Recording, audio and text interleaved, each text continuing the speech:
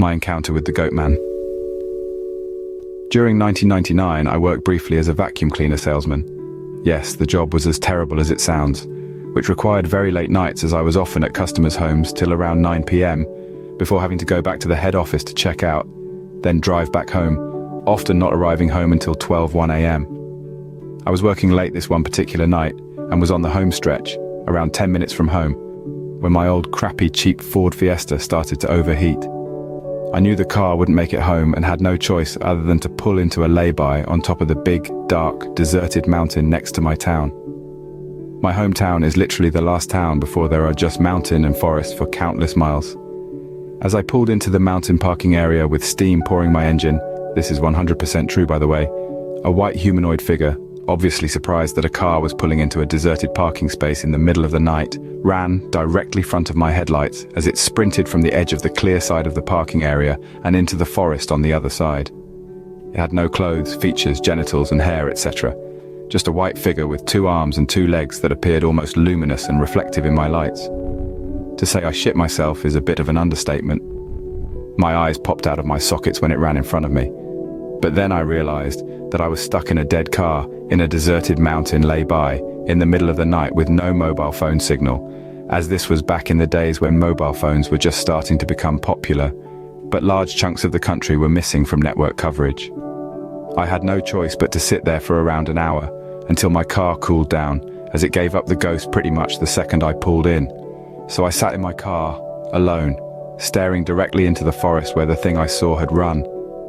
No weapon, no way to contact anyway to let them know where I was, and no passing traffic to possibly flag down. During my wait in the car, I obviously started to wonder what I'd seen. I knew for a fact that I'd actually seen something, and it was not a trick of the light, that much was clear. I discounted sheep, horses, foxes, or any other animal that populated the Welsh mountains, as I was certain it, a 2-legged humanoid creature shaped with roughly human head, body, arms and legs proportions. The obvious answer would have been that it was some very strange man who for some reason was wearing a white entire body stocking.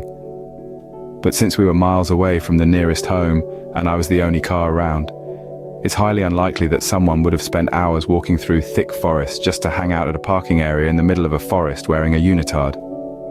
Since I could rule out possible animals or humans, I had to consider the alternative, which isn't a nice thing to think about when you are stuck in a broken down car with this creature very possibly still outside. I didn't think it was aliens, as it was too tall compared to the classic look, while any type of apparition or ghost doesn't tend to run away from people when surprised. I'm not sure if there is some kind of Welsh version of a Wendigo, but if I had to categorize the encounter, this would be my #1 choice. There was always talk of satanic rituals and witches practicing in the forest when I was a kid, and also of illegal bare-knuckle fights, where people had been killed and buried there to cover up the crime.